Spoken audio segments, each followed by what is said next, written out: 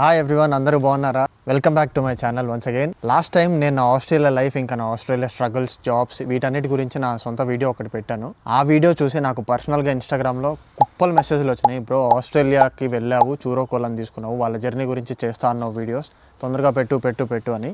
So ఇన్ని రోజులు నేను రిలీజ్ చేయలేకపోయాను, వర్క్లో బిజీ ఉండటం వల్ల. అండ్ ఈ వీడియో వచ్చేసి చూరోకోలా నా లైఫ్లోకి ఎలా వచ్చారు, ఇంకా వాళ్ళిద్దరికంటే ముందు నా లైఫ్లో ఇంకో పప్పి ఉండింది, అది ఎలా వచ్చింది, ఎంత ఖర్చు పెట్టాను ఇక్కడ, వీటిని కొనడానికి ఎంత ఖర్చు అవుతుంది, అసలు ఎంత పెద్ద ప్రొసీజర్ ఉంటుందో ఇక్కడ పప్పీస్ని కొనడానికి, అండ్ వాటన్నిటి గురించి, ఆ లైఫ్ సైకిల్ గురించి, వాళ్ళు వచ్చిన దగ్గర నుంచి ఇప్పుడు దాకా నా లైఫ్లో ఏమేమి చేంజెస్ జరిగినాయి, ఇవన్నీ కూడా చెప్పేస్తాయి ఈ వీడియోలో. వీళ్ళ చిన్నప్పుడు క్యూట్ పప్పీ మూమెంట్స్ ఉంటాయి కదా, అవి ఫొటోస్ అండ్ వీడియోస్ ప్లే చేస్తాను. సో మిస్ అవ్వకుండా చివరి దాకా చూడండి, చాలా బాగుంటుంది వీడియో. ఈరోజు అయితే మాకు ఇక్కడ క్లైమేట్ చాలా బాగుంది. సమ్మర్ అయినా సరే కొంచెం చల్లగా, ప్రశాంతంగా అందరూ ఎంజాయ్ చేయగలిగేలాగా ఉంది క్లైమేట్. అందుకే గార్డెన్లో నా చెట్లు చుట్టూ వచ్చి కూర్చున్నా. ఇది నా పీస్ఫుల్ ప్లేస్ అనమాట. ఎప్పుడు ఏ టెన్షన్ వచ్చినా కోలా చూరం తీసుకొని ఇక్కడికే వచ్చి కూర్చుంటాను. అందుకే వీడియో కూడా ఇక్కడే చేస్తున్నా. కోలా ఇప్పుడు నన్ను కంగారు పెడుతుంది, నువ్వు నాకు రాయి ఇసిరేస్తావా లేదంటే నేను వీడియో చేసుకొని ఇవ్వనని చెప్పి. ఏం చేస్తుంది చూస్తారా? నేను చైర్ మీద ట్రైపాడ్ పెట్టుకొని నా ఫోన్తో నేను వీడియోలు తీసుకుంటుంటే ఇది పక్కన వచ్చి రాళ్ళు ఇస్తుంది నాకు, గేమ్ ఆడని చెప్పి. నీ గురించేనమ్మా, నీ ఆటోబయోగ్రఫీ ఈ వీడియో అంతా. సో వీడియో టాపిక్ మొదలు పెట్టేద్దాం. అసలు వీడియోలోకి వెళ్ళే ముందు ఫస్ట్ నాకు డాగ్స్ అంటే ఎందుకు అంత ఇంట్రెస్టో, ఇక్కడికి వచ్చిన తర్వాత ఎందుకు తీసుకున్నానో అది చెప్తాను మీకు. చిన్నప్పుడు ఎవరికైనా జనరల్గా కుక్కలంటే ఇష్టం ఉంటుంది, ఒకటి పెంచుకోవాలని ఉంటుంది, ఆడుకోవాలని ఉంటుంది దాంతో. సో నాకు చిన్నప్పుడు ఆ కోరిక తీరలా. అంటే నేనే హాస్టల్స్లో చదివి అటు ఇటు హాలిడేస్కి ఇంటికి వస్తూ అలా ఉండేవాడిని. సో నాకు కుక్కలు ఇష్టం, నాకు కుక్క కావాలి అని చెప్పినప్పుడు పేరెంట్స్ చెప్పింది కూడా నాకు అర్థం కాదు ఆ స్టేజ్లో. వాళ్ళు ఎందుకు చెప్తున్నారు, ఎందుకు వర్కౌట్ అవ్వదని వాళ్ళు ఎక్స్ప్లెయిన్ చేస్తున్నారు, ఇవన్నీ మనకు తెలియవు ఆ ఏజ్లో. సో ఆ ఇష్టం అట్లానే పెరుగుతూ ఫారెన్ వచ్చిన తర్వాత ఓకే ఇప్పుడు అడల్ట్ మనీ వచ్చింది, ఇప్పుడు తీసేసుకోవచ్చు కుక్క అనే ధైర్యం వచ్చింది నాకు. ఎందుకంటే ఇనిషియల్గా రాగానే తిరిగి వెళ్ళిపోయే ఆలోచన అయితే ఎవరికి ఉండదు కదా, కొంచెం సెటిల్ అయ్యి వెళ్తాము. ఆ సెటిల్ అయ్యేది వీళ్ళ లైఫ్ స్పాన్ అంత ఇయర్స్ మినిమం ఉంటాం కదా ఫారెన్లో ఎవరైనా. సో అలా ఆ ధైర్యంతో ఇక్కడికి వచ్చిన తర్వాత వీళ్ళిద్దరిని తీసుకున్నాను. వీళ్ళిద్దరికంటే ముందు ఇంకో పప్పి ఉండేది నా దగ్గర. ఆ పప్పి పేరు కివి. ఎస్, ఆ పప్పి పేరు కివి. ఫోటో చూసారా ఎంత క్యూట్గా ఉందో అసలు. దాని కలర్స్ కానీ అది కానీ క్రేజీ ఉండేది, చిన్నగా ఇంత ఉండేది బుడతలాగా.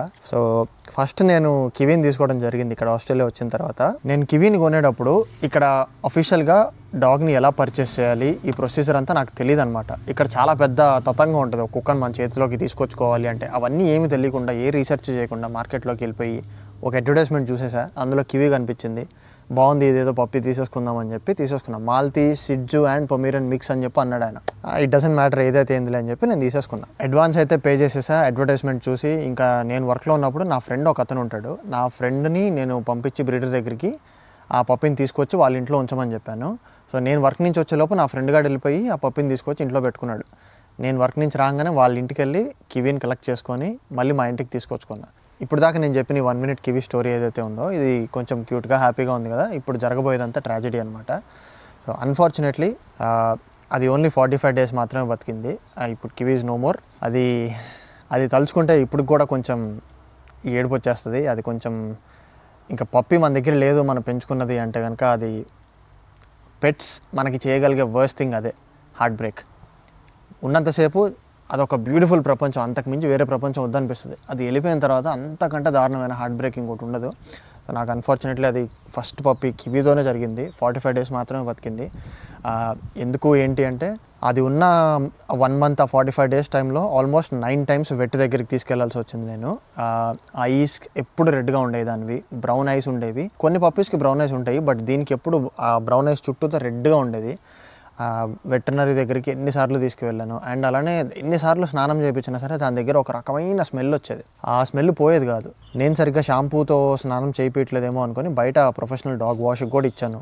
వాళ్ళు చేసిన తర్వాత కూడా ఆ స్మెల్ పోలేదు దాని దగ్గర. ఫుల్ డ్రై అయిపోయిన తర్వాత కూడా ఆ హెయిర్ తడిగి ఉంది కదా, ఆ స్మెల్ వస్తుందేమో అనుకున్నా. అలా కూడా కాదు. ఆ తర్వాత కొంచెం అది మేల్స్తో ఉండేది కాదు. ఆల్దో నా డాగ్ అయినా సరే అబ్బాయిలతో ఎక్కువ ఉండేది కాదు. అది అబ్బాయిని చూస్తే యాంగ్షియస్గా అయిపోయేది, భయపడేది, సుస్సుకి వెళ్ళేది, పాటికి వెళ్ళేది. సో నా చుట్టుపక్కల ఉన్న నా ఫ్రెండ్స్ అబ్బాయిలు అందరినీ పిలిపించా ఇంటికి. అట్లనే నా ఫ్యామిలీ ఫ్రెండ్స్ ఎవరైతే ఉన్నారో అందరికీ పిలిపించి అందరికీ అలవాటు చేయడానికి ట్రై చేశా. అందరిలో కూడా అబ్బాయిల దగ్గరికి వెళ్ళేది కాదు, ఓన్లీ అమ్మాయిల దగ్గరికి మాత్రమే వెళ్ళేది అది. సో నేనేమనుకున్నా బ్రీడర్ దగ్గర ఏమైనా ట్రామా ఫేస్ చేసి ఉంటుందిలే అనుకున్నాను. బట్ అది నేను కనిపెట్టలేను అన్ఫార్చునేట్లీ. అండ్ అనుకోకుండా ఒకరోజు సీజర్స్ వచ్చి కింద పడిపోయింది. అంటే మనకి సీజర్స్ అంటే తెలియని వాళ్ళకి, మనుషులకి ఫిట్స్ వస్తాయి కదా, అట్లా సీజర్స్ అంటారు కుక్కలకి వచ్చే వాటిని. అది జనరల్గా ఒక 1 minute నుంచి 5 minutes దాకా ఉంటుంది మ్యాక్సిమం. కానీ కివీకి 26 minutes వచ్చింది సీజర్స్. మా ఇంటి నుంచి ఎమర్జెన్సీ వెట్ ఏదైతే ఉందో అది ఒక 20 minutes, పీక్ ట్రాఫిక్లో 20 minutes. సో పీక్ ట్రాఫిక్లో దానికి సీజర్స్ వచ్చినాయి. ఆ ట్రాఫిక్ టైంలో నేను కార్లో వేసుకొని సిగ్నల్స్ లేవు, ఏం లేవు, ఏమి రూల్స్ ఫాలో అవ్వకుండా దన్న కొట్టేసి ఎమర్జెన్సీ వెట్కి వెళ్ళిపోతే, అక్కడికి వెళ్ళిన తర్వాత అది ఇట్లా పడిపోయి నోట్లోంచి నురుగంతా వస్తూ పిచ్చిగా ఉండింది అంతా. అదొక ఇది ఇప్పుడు కూడా అది పోదు ఆ ఫీలింగ్. దీని గురించి చెప్పాలా వద్దా అనుకుంటూ ఎంతోసేపు నేను ఆలోచించి చెప్తున్నా మీకు. బట్ ఇప్పుడు అది ఇంకొక వారం రోజులు ఇప్పుడు ఆ ఫ్లాష్ బ్యాక్ అంతా నన్ను వెంటాడుతూ ఉంటుంది. సో తీసుకువెళ్తే ఏమైంది, ఓవర్ నైట్ మా దగ్గర ఉంచుకుంటాం అబ్జర్వేషన్లో అని చెప్పి యాంటీ సీజర్స్ మెడిసిన్ అంతా ఇచ్చారు. వెళ్ళి చూస్తే దానికి ఆల్రెడీ రిబ్స్ విరిగిపోయి ఉన్నాయని చెప్పి చెప్తున్నారు వెటర్నరీస్. రిబ్స్ విరిగిపోయేది ఏంటి, అది నా దగ్గరకు వచ్చి 45 days కదా అయ్యింది, అసలు ఆడలేదు, బయటికి ఎక్కడికి తీసుకెళ్ళలేదు, ఏం పడలేదు. ఒకసారి నాకు బ్రెయిన్ పనిచేయాల, రిబ్స్ విరిగిపోయేది ఏంట్రా బాబు అని చెప్పని కొంచెం వెట్ని అడిగితే చెప్పారు పాసిబుల్ సిచ్యువేషన్స్ ఏమేమి ఉంటాయని చెప్పారు. ఒకటి ఫిజికల్ హెరాస్మెంట్, ఇంకొకటి అది చివరి పప్పి అంట. వాళ్ళ మదర్కి పుట్టిన బ్యాచ్ ఆ లిటర్లో ఏదైతే ఉందో అది చివరి పప్పి, అదొక్కటే ఆ కలర్లో ఫీమేల్ లాగా వచ్చింది. ఇంకా దాన్ని చూసి నేను మనసుపడి తీసేసుకున్నా. ఆ చివరి పప్పిని డెలివరీ చేసే టైంకి మదర్ డాగ్కి అంత స్టామినా ఉండుండకపోవచ్చు. సో ఆ పిల్లల్ని పెట్టే టైంలో ఇంకా ఓపిక లేక కూర్చుండిపోయి ఉండొచ్చు సగం పిల్ల బయటకు వచ్చినప్పుడే. ఆ ఎఫెక్ట్ దానికి ఉండి అది రికవర్ అవుతా ఇప్పుడు దాకా పట్టుండొచ్చు అని చెప్పి అన్నాడు డాక్టర్. మేబీ ఆయన వెట్టు కదా, ఆయన చెప్పింది కరెక్ట్ కదా, అది కూడా ఏమో అనుకున్నాను. ఎందుకంటే ఆయన చెప్పిన తర్వాత జరిగిందంతా 45 days స్పాన్లో నేను ఆలోచించుకుంటే ఒకదానికొకటి టాలీ అవుతూ ఉండింది. లోపల ఏదైనా ఆర్గాన్స్ దెబ్బతింటే తప్ప అట్లా నీసి వాసన రావంట డాగ్స్. నేను ఇంటర్నెట్లో చదివాను అనమాట. దానికి అట్లా స్మెల్ వస్తున్నప్పుడు ఏంటిది, ఏం జరుగుతుంది అన్నప్పుడు. అండ్ వెట్స్ కూడా చెప్పారు. డాక్టర్ చెప్పిన దానికి నేను వెతికిన గూగుల్ ఆన్సర్స్కి టాలీ అయిపోయింది. ఓకే అనుకున్నాము, అంతా అయిపోయింది. ఇంకా ఒకరోజు ఆ ఫిట్స్ వచ్చి సబ్మిట్ చేశారు కదా హాస్పిటల్లో, ఆ ఓవర్ నైట్ వాళ్ళు ఉంచుకున్నప్పుడు లేచి వాళ్ళు ఒక క్రేట్లో పెట్టి ఉంచుతారు అబ్జర్వేషన్లో. ఒక పాకి సెలవుని ఎక్కించారు, లేచి క్రేట్కి ఇలా గుద్దుకుంటుంది, తనకదే హామ్ చేసుకుంటుంది. ఇంకా వెట్స్ ఏం చెప్పారంటే, ఇంకా ఇట్ ఈస్ నాట్ అడ్వైజబుల్ తనను ఉంచడం, తనకి కష్టంగా ఉంటుంది ఉంటే కనుక యూతనైజ్ చేసేద్దామని చెప్పి అన్నారు. ఇంకా రిబ్స్ ఇరిగిపోయినాయి, అది మాట పిలుస్తున్నా సరే పలకట్లేదు, నురుగు కక్కుతానే ఉంది, దానికి అది హామ్ చేసుకుంటుంది. మెంటల్గా ఎప్పుడు డ్యామేజ్ చేసుకుంటుందో తను తెలీదు, రికవర్ అయ్యే ఛాన్స్ ఉందో లేదో కూడా తెలీదు. ఇంకా యూతనైజ్ చేసేసాం. యూతనైజ్ అంటే ఇంకా స్లీప్లోకి ఇంకా కివీ మాతో లేదన్నట్టే ఇంజెక్షన్ ఇచ్చేస్తారు. ఫిట్స్ మెడిసినే ఓవర్ డోస్ చేసేస్తారు. అప్పుడు ఇంకా ఏ పెయిన్ లేకుండా చనిపోతాయి. అలా అయిపోయింది. ఫ్యూనరల్ సర్వీసెస్కి ఫోన్ చేసి వాళ్ళకి ఇట్లా బరియల్కి అరేంజ్మెంట్స్ చేస్తే వాళ్ళు కాల్ చేసి యాషెస్ తీసుకొచ్చి నాకు ఇచ్చారు. సో నేను సముద్రంలో కలిపేశాను యాషెస్ అన్నీ. అండ్ తన రిమెంబరెన్స్గా పా ఉంటుంది కదా, ఆ పాని వ్యాక్స్ మీద ఇట్లా ప్రెస్ చేస్తారు. ఆ వ్యాక్స్ మీద దాని పా షేప్ ఇప్పటికీ ఉంది, స్క్రీన్ మీద వస్తుంది కదా, ఇదే తన పా షేప్. అండ్ ఒక క్యాండిల్ కూడా ఇచ్చారు. సో ఇదంతా జరిగిన తర్వాత నేను కొంచెం రికవర్ అయిన తర్వాత బ్రీడర్ మీద వీక్యాట్ అనే ఒక ఆర్గనైజేషన్ ఉంటుంది మాకు ఇక్కడ, నేను దానిలో కేసు వేసాను బ్రీడర్ మీద. ఎందుకంటే ఎథికల్ బ్రీడర్ కాదు, బ్రీడింగ్ కండిషన్స్ని ఫాలో అయ్యి, breeding rules and regulations follow అయ్యి బ్రీడ్ చేసిన డాగ్స్ కాదు ఇవి. అవన్నీ నేను తెలుసుకొని కేసు వేయచ్చా లేదా తెలుసుకొని వాళ్ళ మీద వేస్తే నాకు మనీ ఆఫర్ చేశాడు. ఇట్లా నీకు మనీ ఇస్తాను, పప్పికి ఎంత అయితే అయిందో అంతా అని చెప్పి, బట్ నాకు మనీ వద్దు, నువ్వు ఇంక ఈ బ్రీడింగ్ ఆపేయాలన్నదే నా ఎయిమ్ అనమాట. అందుకని చెప్పి బ్రీడర్ మీద కేసేసాను. నాకు కివీని ఎమర్జెన్సీలో జాయిన్ చేసినప్పుడు నాకు అయిన ఖర్చు ఆల్మోస్ట్ 2300 అలా అయింది డాలర్స్లో, అంటే $1,15,000 దాకా. నాకు దానిలో $1,900 వెనక్కి వచ్చేసినాయి. ఎందుకంటే హెల్త్ ఇన్సూరెన్స్ ఉండింది. మంత్లీ నేను దానికి ఒక $35 ఏమో కడతా ఉండే హెల్త్ ఇన్సూరెన్స్. సో ఆ ఇన్సూరెన్స్ వల్లే 85% కవర్ చేసేసారు, మిగతాది నా అవుట్ ఆఫ్ పాకెట్ నేను పెట్టాల్సి వచ్చింది. ఇలా ఇంకా కివీ స్టోరీ అక్కడితో ఎండ్ అయిపోయింది. ఇంకా రోజు నైట్ అది లెగిచి అది సుసుకు వెళ్ళే టైంలో నాకు అది గుర్తు రావటము, నేను లేచి చూసుకోవటము, కివీ అనటం బై మిస్టేక్గా, అదొక డ్రామా, అదొక సాడ్ ఫీలింగ్. అది ఎలా చెప్పాలి, ఎందుకులే దాని గురించి ఇంకా. బట్ అలా నాకు అది మర్చిపోలేకపోయాను. కొన్ని మంత్స్ తర్వాత చూరో కోసం నేను ఎంక్వైరీ పెట్టా. చూరో కోసం అంటే చూరో అప్పటికి పుట్టలేదు, వీళ్ళ బ్రీడర్ అడ్వర్టైజ్మెంట్ పెట్టింది, త్వరలోనే పప్పీస్ రాబోతున్నాయి, మీరు ఇంట్రెస్ట్ని రిజిస్టర్ చేసుకోండి అని. చేసుకున్నాను. అనుకోకుండా ఒకరోజు కాల్ వచ్చింది. అండ్ ఉన్న లిటర్ మొత్తంలో చూరో ఒక్కటే ఫీమేల్ లాగా పుట్టిందంట. అమ్మను చూస్తున్నట్టే ఉంది, మా జేజమ్మను చూస్తున్నట్టే ఉంది. సో మళ్ళీ కివియే నా కోసం తిరిగి వస్తుంది, మళ్ళీ అదొక్కటే ఫీమేల్ లాగా పుట్టింది అని, ఇది నాదే అని చెప్పి నేను ఫిక్స్ అయిపోయి ఇంకా చూరో కోసం అడ్వాన్స్ ఇచ్చేసాను. ఈ పొట్టిముండ నా దగ్గరికి ఈరోజు వచ్చి ఇలా ఉందన్నమాట. సో చూరో జర్నీ మొదలు పెడతాను.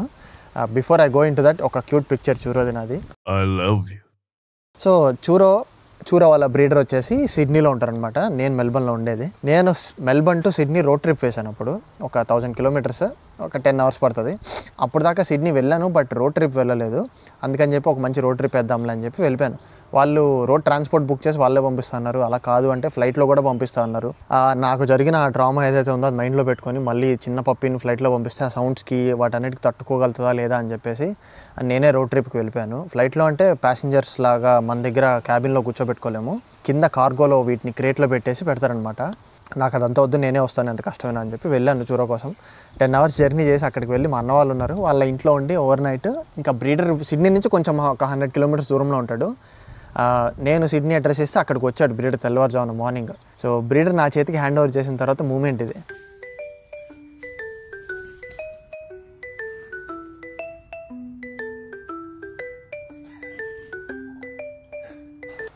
సో చూరోకి నేను పెట్టిన ఖర్చు, చూరోని నేను కొనడానికి నాకు ఎంత అయిందంటే $3,700 ప్లస్ నేను వెళ్ళి రావడానికి ఖర్చులు. వెళ్ళటానికి ఒక 2 full tanks, రావడానికి ఒక 2 full tanks. ఒక్కొక్క ఫుల్ ట్యాంక్ $100, $80 వేసుకోండి. 80, 160, 160, 160, 320. 3,700 ప్లస్ 320, ఇంకా అది ప్లస్ ఫుడ్డు, ఇంకా అడిషనల్ ఖర్చులు. పొట్టిదాని కోసం కొన్ని యాక్సెసరీస్ అక్కడ కొన్నాను సిడ్నీలో, వాటన్నిటి కోసం అనమాట. మొత్తం ఒక 4,200 వేసుకోండి. 4,200 అంటే 2,10,000 అలాగా. ఇంత పెట్టే బదులు రెస్క్యూలో తీసుకోవచ్చు కదా అని ఎవరైనా మీరు కామెంట్ పెట్టే ముందు మీకోసం ఇప్పుడు నేను ఆన్సర్ ఇవ్వబోతున్నా. ఇంత డెవలప్డ్ కంట్రీలో ఇక్కడ కూడా కుక్కల్ని వదిలేస్తారు, మాకు వద్దు అని చెప్పి నాకు తెలీదు. కివీది అసలు డాగ్స్ గురించి నాకు ఇష్టం ఉన్నా సరే, డాగ్స్ లైఫ్ సైకిల్, వాటిని ఎలా పెంచాలి, అవి ఏమీ తెలియకుండా నేను తీసుకున్నా. కివీ జరిగిన తర్వాత మెడికల్గా నేను కొంచెం డాగ్స్కి ఏమైనా అయితే నేను ఎలా చూసుకోవాలి, నేను కొంచెం నాలెడ్జ్ పెంచుకొని కొన్ని ఫస్ట్ ఎయిడ్స్ అన్నీ చేయడం నేను నేర్చుకున్నాను. ఓకేనా? అట్లాంటిది ఈ కంట్రీస్లో రెస్క్యూకి హ్యాండ్ ఓవర్ చేసేస్తారని పప్పీస్ని, అవి మనం తీసుకోవచ్చని, ఇవన్నీ నాకు తెలియదు. చాలా లేట్గా తెలిసింది. నాకు తెలిసిన దగ్గర నుండి నేను రెస్క్యూస్కి వెళ్ళి వాలంటీర్గా చేస్తాను, కుదిరినంత అప్పుడప్పుడు డొనేట్ చేసి వస్తూ ఉంటాను, ఇవన్నీ కూడా చేస్తా. అట్లా నేను పప్పీస్ని కొన్నాను అదే ఇంట్రెస్ట్తో. పొట్టిదాన్ని ఫస్ట్ మా అన్న వాళ్ళ ఇంటికి నేను తీసుకొచ్చుకున్నప్పుడు దానికి ఫుడ్ వాళ్ళు ఇవ్వలేదన్నమాట బ్రీడర్స్. దారిలో కారులో మళ్ళీ ఏమన్నా వామిటింగ్ చేసుకుంటారేమో అని చెప్పి. చిన్న పప్పి కదా, అప్పటికే 8 weeks అయితే కానీ పప్పిని మన చేతికి ఇవ్వరు. 8 weeks దాకా మదర్ దగ్గరే ఉంచుతారు, ఎందుకంటే మదర్ మిల్క్ తాగి న్యూట్రిషియస్గా ఉండాలి బేబీస్ అని చెప్పి. ఇంటికి రాగానే దానికి ఫుడ్ ఇస్తే అసలు కరువు ఆసిపోయిందల్లా ఏమి తినిందో ఫుడ్. ఇప్పుడైతే నేను నోట్లో కుక్కాలి ఇప్పుడు ప్రెజెంట్, అప్పుడు ఎలా తినిందో వీడియో క్లిప్ చూడండి.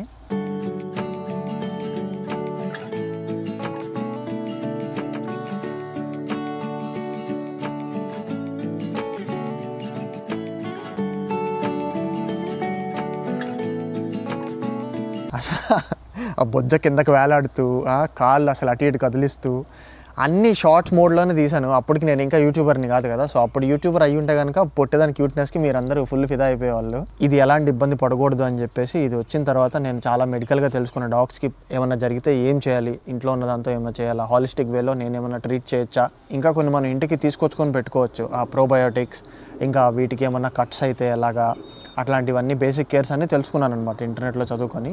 ఇంకా నెక్స్ట్ నా చిటితల్లి విషయానికి వచ్చేస్తే, చిటితల్లి బ్రీడ్ ఏంటి, కోలా బ్రీడ్ ఏంటి, ఇవన్నీ మీరు నన్ను యూట్యూబ్లో రోజుకు ఒకరు అడుగుతున్నారు. సో ఈసారి నుంచి అడిగే వాళ్ళందరికీ ఈ లింక్ పెడతా వీడియోది, వచ్చి చూసేయండి కరెక్ట్గా. చూరు అయితే టాయ్ పూడిల్, ఆ బ్రీడ్ తెలియని వాళ్ళకి రామ్ చరణ్ దగ్గర ఒక కుక్ ఉంది కదా రైమ్ అని, సేమ్ అదే బ్రీడ్ ఇది కూడా. చూర పాప ఎంత క్యూట్గా ఉంటుందో. ఇప్పుడు దాకా వీడియోలో పిలవలేదు ఏంటా అని చెప్పి కోపంగా చూస్తుంది కింద కూర్చొని. గృహప్రవేశం జరిగేటప్పుడు ఆ గోమాతను తీసుకొచ్చి ఇంట్లో తిప్పుతారు, ఇంకా అక్కడ మంచిదని చెప్పి నమ్ముతారు. అలా నేను ఇల్లు మారినప్పుడు చూరని తీసుకొచ్చుకోవడానికి సిడ్నీ వెళ్ళి రాగానే ఇంట్లోకి ఎంటర్ అవ్వగానే ఏం చేసిందో చూపిస్తాను మీకు. వస్తుంది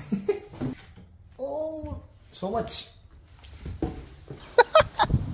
ఆవుకి ఏమాత్రం తక్కువ కాదు ఇదని చెప్పి ఆ రోజు అనుకున్నాను. అట్లానే గడ్డి తింటుంది, అట్లానే అన్ని బిత్తర పనులన్నీ చేస్తూ ఉంటుంది. అట్లానే చూరపాప నాకు చాలా లక్కీ అన్ని విషయాల్లో కూడా, ఎందుకంటే ఆ కివిని తలుచుకొని నేను ఏడ్చి అదొక రకమైన హార్ట్ బ్రేక్ డేస్ అనమాట నాకు. దాని నుంచి నన్ను రికవర్ చేసింది నా చూరపాపే. నన్ను పొట్టిగా క్యూట్గా నా చుట్టూ తిరుగుతూ ఎప్పుడు ఆ వెల్త్ని పోగొట్టేసింది. బట్ ఇప్పుడు కూడా కివిని తలుచుకుంటే చాలా బాధేస్తుంది. అండ్ నెక్స్ట్ ఫాస్ట్ ఫార్వర్డ్ చేసుకుంటే మనం చూరని నేను ఒకరోజు బయటికి వెళ్ళాల్సి వచ్చి పెట్ సిట్టర్కి ఇచ్చాను. దానికి అలవాటైన పెట్ సిట్టర్స్ వాళ్ళు మన ఇండియన్ కప్పులే, వాళ్ళ మదర్ కూడా ఉంటారు ఇక్కడ, పెద్ద ఆమె చూసుకుంటూ ఉంటుంది. వాళ్ళ ఇంట్లో అది టౌన్ హౌస్ అనమాట, వాళ్ళ ఇంట్లో మెట్లు ఉంటాయి గ్రౌండ్ నుంచి ఫస్ట్ ఫ్లోర్కి వెళ్ళడానికి. ఏమైందేమో తెలీదు. నేను తిరిగి వచ్చేసరికి అంత యాక్టివ్గా లేదు చూరో. ఇంటికి తీసుకొచ్చి వదిలేశాను అంతే, ఇంకా లేవట్లా. నాకు ఏమైంది అర్థం కాలేదు. ఏంటి ఇది సడన్గా ఏం చేస్తుంది అనుకున్నాను నేను. మీరందరూ తమ్నైల్లో ఇన్ని లక్షలు ఖర్చు పెట్టానా అని చెప్పి నేను టైటిల్ పెట్టాను, చూసారు కదా. అది దీని గురించే, చూరో గురించే. ఇంటికి తీసుకొచ్చిన తర్వాత ఇది యాక్టివ్గా అవ్వట్లా. పట్టుకోవడానికి వెళ్తే కరిసేసింది నండి, ఇదంతా కూడా కరిసేసింది. అప్పుడు ఎమర్జెన్సీ వెట్ దగ్గరికి తీసుకెళ్ళాను, ఏమైంది అని చెప్పి కనుక్కుందామని. ఫస్ట్ నా ఇంటి దగ్గర ఉన్న ఎమర్జెన్సీ వెట్కి వెళ్తేనేమో ఏముండదులే, ఏదో పెయిన్ ఫీల్ అవుతుంది, ఒక నైట్ చూడండి అబ్జర్వేషన్లో ఉంచండి అన్నారు. వాడు నాకు నచ్చలా ఎమర్జెన్సీ వెట్, సరిగ్గా చూడటానికి కూడా ఇష్టపడలేవాడు. ఇంకా నెక్స్ట్ కాలింగ్వుడ్లో కేర్ అని ఒక మంచి ఎమర్జెన్సీ సర్జరికల్ స్పెషలిస్ట్ ఒక ఆయన ఉన్నాడు. సో ఆయన దగ్గరికి తీసుకెళ్ళాను, డాక్టర్ గాయ్, ఆయన పేరు GUY గాయ్, ఆయన పేరు అదే. He's one of the best అనమాట. వెళ్ళి చూస్తే ఎక్స్రే తీసి దీని స్పైన్ ఇరిగిపోయిందని చెప్పారు. అదంతా జరిగినప్పుడు ఇది ఇంకా 6 months పప్పి అంతే. 6 months పప్పికి స్పైన్ ఇరిగిపోవటం ఏంట్రా నాయన అనుకున్నాను. నార్మల్గా కుక్కలు ఓల్డ్ ఏజ్ అయిపోయినప్పుడు ఇట్లాంటివన్నీ జరుగుతూ ఉంటాయి, అలాంటిది పప్పికి అవ్వటం ఏంటి అని చెప్పి అందరం షాక్ అయ్యాము. ఫస్ట్ నన్ను ఇన్వెస్టిగేట్ చేస్తారు వెట్స్ ఎవరైనా సరే. అసలు నీ దగ్గర ఎందుకు ఉంది ఇలా ఉన్న కండిషన్లో కుక్క, నువ్వేమన్నా చేసావా లేదా అని చెప్పి. ఎందుకంటే వెట్స్ డైలీ బేసిస్ ప్రకారం చూస్తూ ఉంటారు ఇట్లా హ్యూమన్స్ అబ్యూస్ చేసి తీసుకొచ్చిన పెట్స్, ఇంకా హెల్త్ బాగాలేక వచ్చిన పెట్స్, ఇంకా బయట వైరస్ ఇన్ఫెక్షన్స్ అన్నీ స్ప్రెడ్ అయ్యి వచ్చిన పెట్స్, ఇలా చాలా ఉంటాయి. ఫస్ట్ నన్ను ఇంట్రోగేషన్లా చేస్తారనమాట. నేను ఉన్నట్టు చెప్పిన తర్వాత అప్పుడు ఆయన పాసిబుల్ సినారియోస్ అన్నీ క్యాలిక్యులేట్ చేసుకొని చెప్పారు. సడన్ ఇంపాక్ట్ ఏదైనా తగులుండొచ్చు, లేదా చిన్నప్పటి నుంచి తగులుతా ఇప్పుడు అది బయటపడి ఉండొచ్చు అని.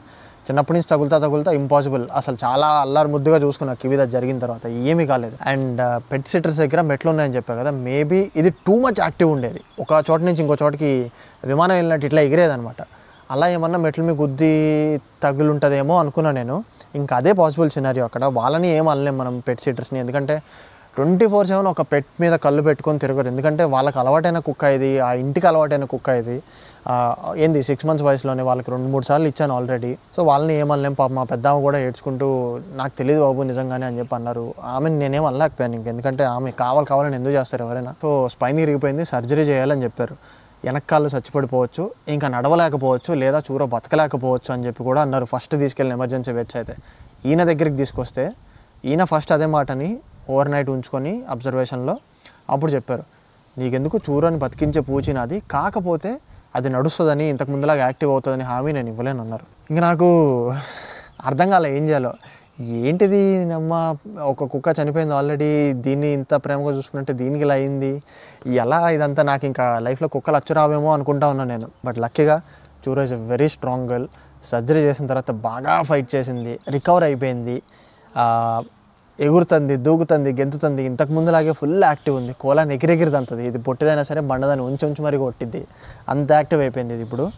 కాకపోతే సర్జరీ తర్వాత హిప్ డిస్ప్లేషియా కూడా వచ్చింది దీనికి. పెద్ద వయసు అయిపోయిన తర్వాత నడుము పడిపోవచ్చు, సో వెనకాళ్ళు పని చేయకపోవచ్చు. అప్పుడు అది ఎంతవరకు నిజమో నాకు తెలీదు. బట్ అన్నారు వెట్స్ అయితే కొన్ని సంవత్సరాలు మాత్రమే ఉండొచ్చు, వేరే డాగ్స్ లాగా కంప్లీట్ లైఫ్ స్పాన్ ఉండకపోవచ్చు దీనికి because of the given injury అన్నారు. బట్ ఇట్స్ ఓకే, అది బతికితే చాలు, నాకు ఐ టేక్ కేర్ ఆఫ్ అది ఎలా ఉందా అని చెప్పి నేను చెప్పాను. ఇంకా ఆయన చేసేసారు. నాకు సర్జరీకి అయిన కాస్ట్ మొత్తం $8 లక్షల రూపాయలు. సర్జరీకి ముందు ఈపు పడిపోయిందని చెప్పా కదా, ఇట్లా దగ్గరికి వెళ్తే లేవలేకపోయేది, కళ్ళు పెద్ద చేసి భయపడుతూ చూసేది నన్ను. ఇంకా ఒకసారి నడవడానికి ట్రై చేస్తే ఇట్లా ఈపు బ్యాలెన్స్ లాగా కింద పడిపోయేది పాపం. చూరన్ డెలివరీ తీసుకోగానే నేను ఇన్సూరెన్స్ అయితే స్టార్ట్ చేశాను, హెల్త్ ఇన్సూరెన్స్. దీనికి 85% ఇన్సూరెన్స్ వాళ్ళే సర్జరీ డబ్బులన్నీ కవర్ చేశారు, మిగతాది నేను అవుట్ ఆఫ్ పాకెట్ పెట్టుకోవాల్సి వచ్చింది. డాగ్ని కొనాలి అనుకునే వాళ్ళు ఇన్సూరెన్స్ కంపల్సరీ తీసుకోండి, ఎందుకంటే ఎప్పుడు ఏం జరుగుతుందో మన చేతిలో ఉండదు మనకి. సర్జరీకి $8 లక్షల రూపాయలు. మన దగ్గర ఎందుకు ఖర్చు పెట్టాను అంటే డాగ్ లవర్స్ ఆబ్వియస్లీ అర్థం చేసుకోగలుగుతారు. ఇండియాలో నేను పెట్టే యూట్యూబ్ వీడియోస్ చూసి నా సబ్స్క్రైబర్స్ కొంతమంది డైలీ మెసేజ్లు లేదా కామెంట్లు పెడతా ఉంటారు, అన్న ఇలా నాకు డాగ్కి ఇలా అయ్యింది, వెట్ దగ్గరికి తీసుకెళ్తే ఏం లేదన్నారు, ఇంటికి వచ్చి చూస్తే మళ్ళీ ఇబ్బంది పడుతుంది అని చెప్పి. నేను వెట్స్కి అగెయిన్స్ట్ కాదు, వెట్స్కి ఆపోజిట్గా మాట్లాడలేదు, వెట్స్ మీద వెటకారంగా ఏం మాట్లాడలేదు. బట్ సరిగ్గా కేర్ తీసుకునే వెట్స్ లేరు మన దగ్గర. ఇట్లా సర్జరీస్ చేసి ఎమర్జెన్సీలో పర్ఫామ్ చేసేది, వాటిని టేక్ కేర్ చేసుకునే వెటర్నరీ హాస్పిటల్స్ లేవు, ప్రాపర్ ఫెసిలిటీస్ ప్రతి ఊర్లో లేవు. మీరు అనొచ్చు ఉన్నాయి పలానా చోట ఉన్నాయని చెప్పి. ఇప్పుడు లెట్స్ సే ఫర్ ఎగ్జాంపుల్ నేను ఒక చిన్న టౌన్లో ఉంటా, హైదరాబాద్లో సర్జరీ స్పెషలిస్ట్ ఉన్నాడు అనుకోండి. నేను ఆ టౌన్ నుంచి హైదరాబాద్ వెళ్ళడానికి నాకు 6 to 7 hours పడుతుంది. మన ట్రాఫిక్, మన రోడ్లు, నేను ఉండే ఆ దూరం లేక ఆ 6 to 7 hours డాగ్ ఉంటుందో లేదో నా చేతిలో తెలియదు అంత కన్వీనియంట్గా. మన దగ్గరలో ఉన్న వెట్స్ అందరూ ఇట్లాంటి సర్జరీస్ చేయరు, అందరూ స్పెషలిస్టులు కాదు. సో అట్లాంటి విషయాల్లో నాకు ఆస్ట్రేలియా చాలా బాగా నచ్చుతుంది. హ్యూమన్ లైఫ్ కంటే కూడా పెట్స్ లైఫ్కి చాలా ఇంపార్టెన్స్ ఇస్తారు. అండ్ ప్రతి స్టేజ్లో కూడా ప్రతిదీ సిస్టమేటిక్గా జరగాలి. ఏది పుట్టిన దగ్గర నుంచి పెరిగేదాకా వాటికి మంత్లీ వ్యాక్సినేషన్స్ ఫస్ట్ 3 months కానీ, ఆ తర్వాత 6 monthsకి ఒకటి, ఆ తర్వాత ఇయర్లీ వన్స్, ఈలోపు చెకప్స్, ఈలోపు డీవార్మింగ్ ట్యాబ్లెట్, ఈలోపు వేరే పారాసైట్కి టెస్టింగ్స్. ఇంకా ఇక్కడ గవర్నమెంట్ అలర్ట్స్ పంపిస్తుంది, పలానా ఏరియాలో పారాసైట్స్, టిక్స్ ఇవన్నీ చాలా ఎక్కువగా ఉన్నాయి, మీ పెట్స్ని బయట నడిపేయద్దు, చాలా జాగ్రత్తగా చూసుకోండి అని. ఒక ఫుల్లీ డెవలప్డ్ కంట్రీలో ఉండే ఫెసిలిటీస్ మన దాంట్లో లేవు. నేను ఎవరిని తప్పు పట్టట్లా ఏమనట్లేదు, కాకపోతే ఉంటే బాగుంటుంది, మనలాంటి పెట్ లవర్స్ అందరూ ఈజీగా తలనొప్పి లేకుండా సర్వైవ్ అవ్వచ్చు అని చెప్తున్నాను. సో అలా దానికి నేను అంత ఖర్చు పెట్టాను అనమాట. అప్పుడు లక్కీగా సర్వైవ్ అయింది. పొట్టి రాక్షసి మీరు అందరూ యూట్యూబ్లో చూస్తున్నారు, ఆల్రెడీ రోజు పెడుతున్నా దీని షార్ట్స్, ఎంత రచ్చ చేస్తుందో. అసలు నన్ను పరిగెత్తిస్తుంది అటు ఇటు, మామూలుగా కాదు. కోలాకైతే చుక్కలు చూపిస్తుంది. కోలా యాక్టివ్ డాగ్, అలాంటిది ఇది రుబాబుతో సతాయించి అవంతరం దాన్ని కూర్చోబెట్టి మరి దీని మాటిని ఎలా చేస్తుంది. అంత బాగా రికవర్ అయిపోయింది నా పొట్టి బంగారు తల్లి. అండ్ నాకు రోజుకి ఇన్స్టాలో ఇంకా యూట్యూబ్లో చాలామంది నేను ఆస్ట్రేలియా రాగానే కుక్కని తీసుకుందాం అనుకుంటున్నా ఇట్లాంటి మెసేజ్లు కామెంట్స్ పెడతా ఉంటారు. మీ అందరికీ తెలియాలని ఈ వీడియో చేస్తున్నాను. సో డైలీ బేసిస్లో చూరోకి ఎంత ఖర్చు అవుతుంది, కోలాకి ఎంత ఖర్చు అవుతుందని కోలా హిస్టరీ కూడా చెప్పిన తర్వాత మీకు ఆ ఖర్చులంతా ఎక్స్ప్లెయిన్ చేస్తాను. So stay tuned. So Churro history అయితే ఇది. దాంతోపాటు ట్రిప్పులు వేసాను, ఎంజాయ్ చేశాను, నా ఫ్రెండ్స్ దగ్గరికి తీసుకెళ్ళాను, అన్ని చోట్లకి తిరిగాను పొట్టిదాంతో. ఇంకో కుక్క అంటే కోలా నా లైఫ్లోకి చూరో ఉండగా ఎందుకు వచ్చింది అంటే, నేను ఆఫీస్కి వెళ్ళిపోయినప్పుడు కానీ, నేను బిజీగా నా లైఫ్లో నేను ఉన్నప్పుడు కానీ, చూరోకి కూడా తోడు ఎవరో ఒకళ్ళు ఉండాలి కదా. మీరు అనుకోవచ్చు కుక్కలకు తోడేంట్రా బాబు అని. Dogs are pack animals. అవి ప్యాక్లోనే తిరుగుతాయి. మనం హ్యూమన్స్ వాటిని డొమెస్టికేట్ చేయకముందు అడవిలో ఎట్లుండేవి, గుంపుగానే తిరుగుతాయి. ఆ గుంపుకు ఒక లీడర్ ఉంటుంది, ప్యాక్ లీడర్ అంటారు. మీరు ఓనర్ అయితే మిమ్మల్ని ప్యాక్ లీడర్గా భావిస్తాయి మీ కుక్క మిమ్మల్ని. ఇది ఒక స్మాల్ ఫ్యాక్ట్ మీ అందరికి తెలియని వాళ్ళకి. సో గుంపుగా ఉంటే ఇష్టపడతాయి కాబట్టి చూరోకి ఒక కంపెనీని కావాలి. అండ్ అలాగే ల్యాబ్స్ అంటే ఎవరికి ఇష్టం ఉండదు. ఆ బండది ల్యాబ్ అనమాట. ఆ లిటర్ మొత్తంలో 9 పప్పీస్లో అదొక్కటే అట్లా ఆడ్ కలర్లో పుట్టింది. మీరందరూ రాట్ వైలర్ ఇంకా కెల్పి జర్మన్ షెపర్డ్ అనుకోవచ్చు, కాదు, అది ప్యూర్ ల్యాబ్. DNA టెస్ట్ కూడా చేయించాను, కావాలంటే స్క్రీన్ మీద DNA టెస్ట్ స్క్రీన్ షాట్ చూడండి. ప్యూర్ లైన్స్ నుంచి వచ్చిన ల్యాబ్ అది. సో ఆ 9 మందిలో ఇది ఒకటే అలా పుట్టేసరికి నాకు స్పెషల్గా అనిపించి వీడియో కాల్లో చూడగానే ఇట్లా డబ్బులు ట్రాన్స్ఫర్ చేసేసి ఆ బ్రీడర్కి అయితే. అండ్ ఆ గుంపులో బ్రీడర్ నాకు వీడియో కాల్ చేసి చూపిస్తున్నప్పుడు ఇది అసలు కనిపించలే. ఎక్కడో ఎవరినో సతాయిస్తుంది కూర్చొని 9 మందిలో, లేదా అక్కడ ఫుట్బాల్ ఉంటే దాని దగ్గర ఉంటుంది. సో లాస్ట్కి అది నాకు కనిపించింది. ఇంకా దాన్ని చూసి ఇంకా నాకు ఇది కావాల్సిందని ఫిక్స్ అయిపోయాను. అలా కోలా నా లైఫ్లోకి వచ్చింది. అడ్వాన్స్ ఇచ్చాను, అంతా అయిపోయింది. 8 weeks వచ్చేదాకా అడ్వాన్స్ ఇచ్చిన దగ్గర నుంచి ఇది నా చేతికి ఎప్పుడెప్పుడు వస్తుంది అని ఆగలేకపోయి. నేను తీసుకున్న బ్రీడర్ వచ్చేసి మళ్ళీ న్యూ సౌత్ వేల్స్లోనే, అంటే సిడ్నీకి కొంచెం దూరంలో వాళ్ళు. కాకపోతే ఆ బ్రీడర్కి 8 మంది కూతుర్లు ఉన్నారు. 8 మంది కూతుర్లు. వాళ్ళలో 2-3 డిజేబుల్డ్ అనమాట, స్పెషల్ నీడ్స్ ఉన్న పిల్లలు. సో వాళ్ళ బిజీలో ఆమె లైఫ్ స్టైల్ ఉంటుంది. ఇంకా నాలాంటి కస్టమర్స్కి ఆమె ఫోటోలు పంపించాలి, వీడియోస్ పంపించాలంటే అయ్యేది కాదు. ఎప్పుడో వారానికి ఒకసారి పంపించేది. వారం మొత్తం నేను మెసేజ్లు పెడతా ఉంటే అయిపోయింది రాపో, నేను ఇంకా స్కామ్ అయిపోయా అది ఇది అని చెప్పి నేను ఫిక్స్ అయిపోయా. ఎందుకంటే నార్మల్గా ఇక్కడ కుక్కని తీసుకోవాలి అంటే కనుక ఫస్ట్ బ్రీడర్ దగ్గరికి మనం వెళ్ళాలి, లేదా వీడియో కాల్ చేయాలి. ఆ పప్పీని ఎవరినైతే తీసుకోబోతున్నామో ఆ పప్పీ పేరెంట్స్ ఉంటారు కదా, మదర్ ఫాదర్ది, వాళ్ళిద్దరు బిహేవియర్ చూడాలి. అవి ఫ్రెండ్లీగా ఉన్నాయా, ట్రైనింగ్కి ప్రాపర్గా మాట వింటున్నాయా, ఫుడ్కి ఎగబడుతున్నాయా, వేరే వాటిని కరుస్తున్నాయా, వాటి బిహేవియర్ మొత్తం అనలైజ్ చేసుకొని తీసుకోవాలి.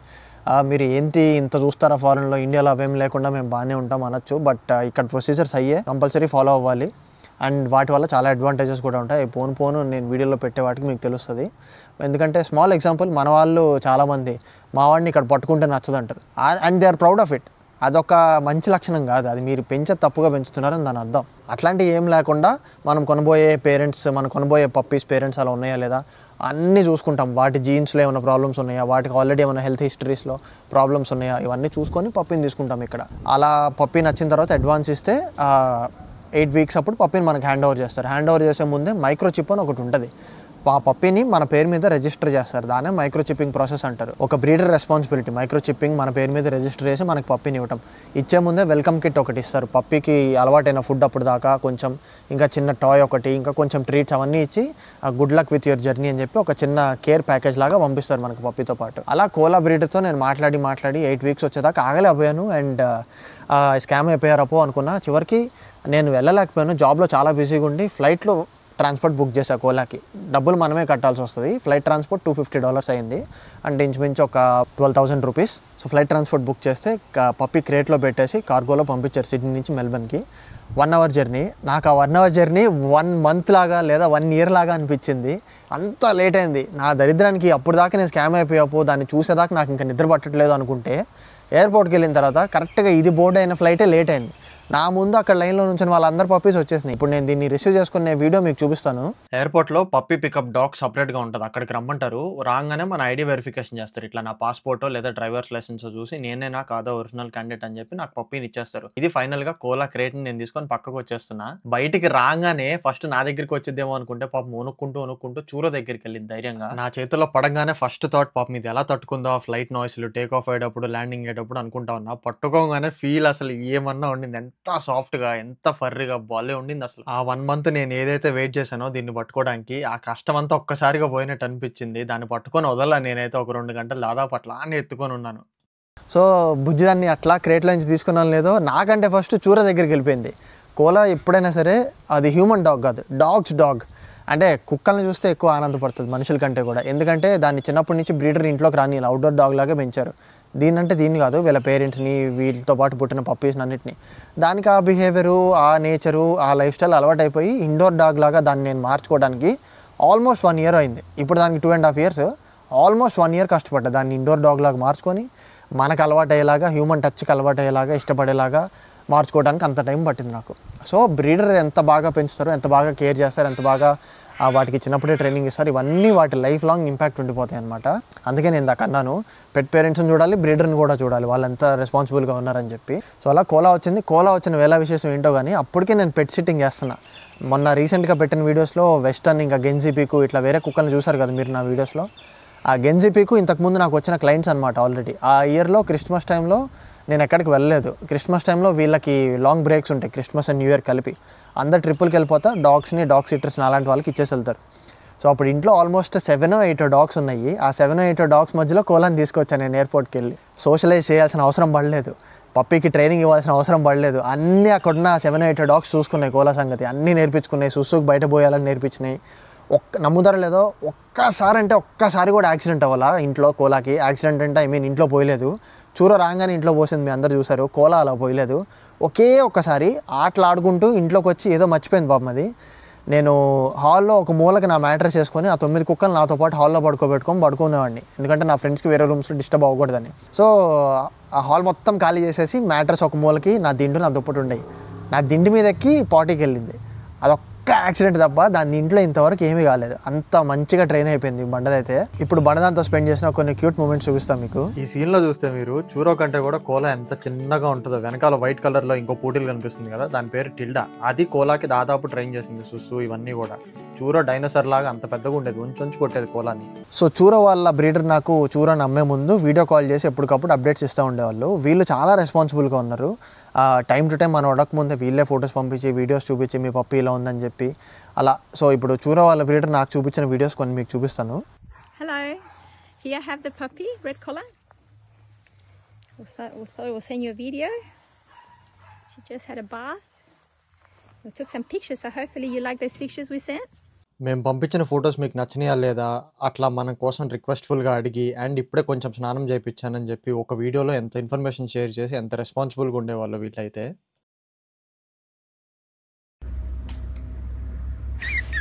సో చూసారు కదా, ఇట్లా మాకు టైం టు టైం అప్డేట్స్ ఇస్తారు. బ్రీడర్స్ వచ్చేసి పప్పీని పేరు పెట్టి పిలవరు. పప్పీ లేదా ఏదో ఒక సౌండ్ చేస్తారు. ఎందుకంటే మనం ఓనర్స్ ఏం పేరు పెట్టుకుంటామో తెలియదు కాబట్టి వాళ్ళకి. మైక్రోచిప్ రిజిస్ట్రేషన్ అప్పుడు ఓనర్స్కి మనం పేరు చెప్తే రిజిస్ట్రేషన్ పేపర్ మీద పేరు రాసిస్తారు. ముందే మీరు పేరు డిసైడ్ అయ్యి బ్రీడర్కి చెప్పారనుకోండి, అయినా సరే పిలవరు. ఎందుకంటే ఒకవేళ లాస్ట్ మినిట్లో మీరు పప్పీని కొనకుండా హ్యాండ్ ఇచ్చేస్తే వేరే వాళ్ళకి ఇచ్చేటప్పుడు ఆ పప్పీ అదే పేరుకి అలవాటు అయిపోయి ఉంటుంది కదా, మళ్ళీ కష్టం కదా అమ్మటం అంటే. అందుకని చెప్పి పేరుతో పిలవరు అనమాట, అన్లెస్ మనం మన చేతికి తీసుకుంటే తప్ప. అలా కోలా పాప నా దగ్గరికి వచ్చింది. నా దగ్గరికి రాగానే అన్ని కుక్కలతో సోషలైజ్ అయిపోయింది, బాగా ఆడింది, అంతా ట్రైన్ అయిపోయింది. సో వీళ్ళిద్దరిని పప్పీ స్కూల్కి పంపించా, చూరోని కోలాని మధ్యలో కొన్ని రోజులు. ఇక్కడ కేఐపి అని చెప్పి మా ఇంటి దగ్గరలో ఒకటి ఉంది. సో దానికి పంపిస్తే బ్రహ్మాండంగా ఆడుకున్నారు. వీళ్ళకి ప్రోగ్రెస్ రిపోర్ట్లు ఉంటాయి, మీ పప్పి ఎలా బిహేవ్ చేసింది, ఇంకేమైనా చేంజెస్ చేసుకోవాలా, ఇంకేమన్నా నేర్పియాలా, ఇంకేమైనా ట్రైనింగ్కి మాట వినలేదా అని చెప్పి అన్నీ చెప్తారు. అలా వీళ్ళిద్దరి గురించి ప్రోగ్రెస్ రిపోర్ట్లో వెరీ గుడ్, బాగా వింటున్నారని చెప్పి సూపర్ రాసి ఇచ్చారు ఫీడ్బ్యాక్ అయితే. ఇంకా నేను ఆ ఫీడ్బ్యాక్తో పొంగిపోయి నేను బిజీగా ఉన్న ప్రతిసారి వీళ్ళని అక్కడికే పంపించేవాడిని. అండ్ ఖర్చు విషయానికి వచ్చేస్తే ఆ పప్పీని స్కూల్కి పంపించడానికి per day per puppy $65 minimum. వీళ్ళిద్దరిని ఒకే రోజు నేను స్కూల్కి పంపిస్తే $130 అవుతుంది ఒక్క రోజుకి. అంటే ఆల్మోస్ట్ 6,000 or 7,500 రూపీస్. సో ఇక్కడ ఖర్చు చాలా ఉంటుంది మనం పప్పీస్ని పెంచాలంటే ఆస్ట్రేలియాలో లేదా డాగ్స్ని పెంచాలంటే. అండ్ నెక్స్ట్ వీళ్ళ ఫుడ్ విషయానికి వచ్చేస్తే నాకు మంత్లీ 300 అవుతుంది కోలాచూరోకి. Only main food, treats, toys ఇవన్నీ కాకుండా 300 అంటే మళ్ళీ 15,000 రూపాయలు. అది అప్ అండ్ డౌన్ అవుతూ ఉండొచ్చు. నేను వీళ్ళకి ఫీడ్ చేసేది రా మీట్. ఇక్కడ వీళ్ళు చెప్పే రూల్స్ చాలా గట్టిగా ఫాలో అవుతాయి. ఎందుకంటే నేను లేనప్పుడు వేరే వాళ్ళు నా డాగ్స్ని చూసుకునేప్పుడు వాళ్ళు ఇబ్బందులు ఫేస్ చేయకూడదు. వాళ్ళకి ఆస్ట్రేలియన్ స్టైల్లోనే పప్పిని పెంచితే చూసుకోవడానికి వాళ్ళకి ఈజీ అవుతుంది. ఎందుకంటే నేను వెకేషన్లో ఉన్నప్పుడు అరే నీ పప్పి నా మాట ఎట్లా వచ్చి తీసుకెళ్ళరా అంటే ఎక్కడి నుంచి రాను నేను ఇండియా నుంచి, కుదరదు కదా. నా ఫ్రెండ్స్కి వాళ్ళ లైఫ్ స్టైల్ వాళ్ళకు ఉంటుంది, వాళ్ళని చూసుకోరా అంటే వాళ్ళు చూసుకోలేరు. సో ఇక్కడ ప్రకారం నేను ఇక్కడ పెంచితే చాలా యూజ్ అవుతుంది. ఇక్కడ ప్రకారం అంటే ఏంటి, వీళ్ళు చిన్నప్పుడే వీళ్ళని ట్రైనింగ్ స్కూల్స్కి తీసుకెళ్ళటం లేదా మీరే యూట్యూబ్లో లేదా ఎక్కడో చోట మీరే నేర్చుకొని వాళ్ళకి ట్రైన్ చేయటము. ఇంకా ఇవ్వకూడని ఫుడ్స్ అసలు ఇవ్వకూడదు. సీజనింగ్ ఏమాత్రం మంచిది కాదు డాగ్స్కి. ఉప్పు, కారాలు, మసాలాలు, షుగర్స్ డెడ్లీ. ఇవన్నీ ఇన్స్టెంట్గా చనిపోకపోయినా ఆర్గాన్స్ పాడవుతూ 10-15 ఇయర్స్ ఫుల్ లైఫ్ స్పాన్ బతకాల్సిన డాగ్స్ 8 ఇయర్స్కి 9 ఇయర్స్కే చనిపోతాయి. అది మీకు తెలియకుండా ఎందుకు చనిపోయిందో ఇంతవరకు రాసి పెట్టుందో అనుకుంటాం, కానీ కాదు. మనం ఇచ్చే ఫుడ్ బట్టి వాటి లైఫ్ డెవలప్ అవుతుంది, ఇంకా లేదా తగ్గిపోతుంది లైఫ్ స్పాన్. ఆనియన్స్ ఇవ్వకూడదు, గ్రేప్స్ ఇవ్వకూడదు, అవకాడో ఇవ్వకూడదు, చాక్లెట్స్ అస్సలు ఇవ్వకూడదు, డెడ్లీ అది. షుగర్స్ అస్సలు ఇవ్వకూడదు, మనం తినే కారము ఇట్లాంటివన్నీ అసలు ఇవ్వకూడదు, ఉల్లిపాయలు అసలు ఇవ్వకూడదు, గార్లిక్ ఇవ్వకూడదు అంటారు.